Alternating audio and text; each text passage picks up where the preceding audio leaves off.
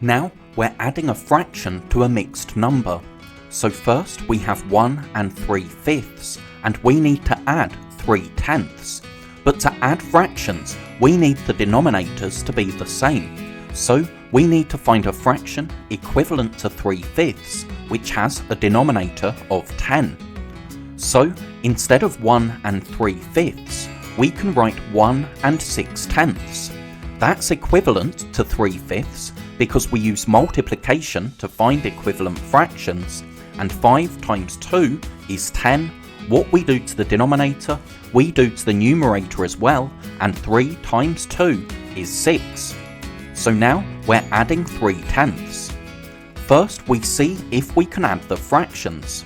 So 6/10 plus 3/10 is 9/10, and we add the fractions first, because if the fractions total more than one whole, we'll need to change that back into a mixed number. But for these questions we don't need to. 9/10 is less than 1, so we can just look at our whole numbers. We have one whole, we're not adding any whole numbers, so we still have one whole in our answer. That's 1 and 9/10. Now we have 2 and 2/3, and we're adding 1/9. But to add fractions, the denominators need to be the same. So instead of 2 and 2/3 plus 1/9, we can write 2 and 6/9 plus 1/9. 6/9 is equivalent to 2/3 because 3 times 3 is 9 and 2 times 3 is 6. Now we add our fractions. 6/9 plus 1/9 is 7/9, and then we have 2 wholes, and we're not adding any, so that's 2 wholes in our answer, 2 and 7/9. Finally, we have 1 and 3/8, and we're adding 1/2. This time, it's the 1/2 that we'll need to change, because 8 is in the 2 times table, so we can find a fraction equivalent to 1/2, which has a denominator of 8. So we can rewrite our question as 1 and 3/8 plus 4/8.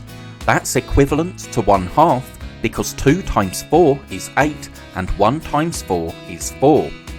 So now we see if we can add our fractions.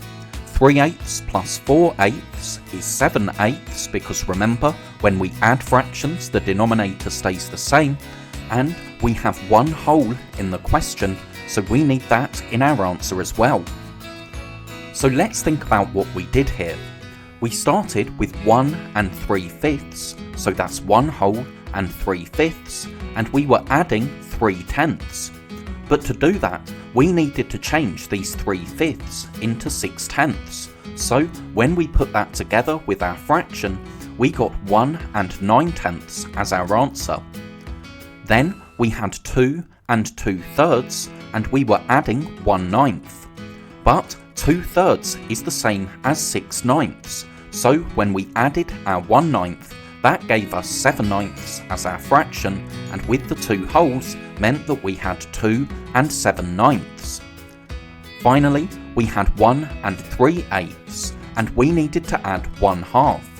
But 1/2 is the same as 4/8, and when we put that together, we get 1 and 7/8 as our answer. Thank you so much for watching. I really hope that was helpful. If you're a teacher or a parent, then please subscribe or go to keystage2maths.com to download resources for this lesson and many more. That's all for now. I'll see you in the next video.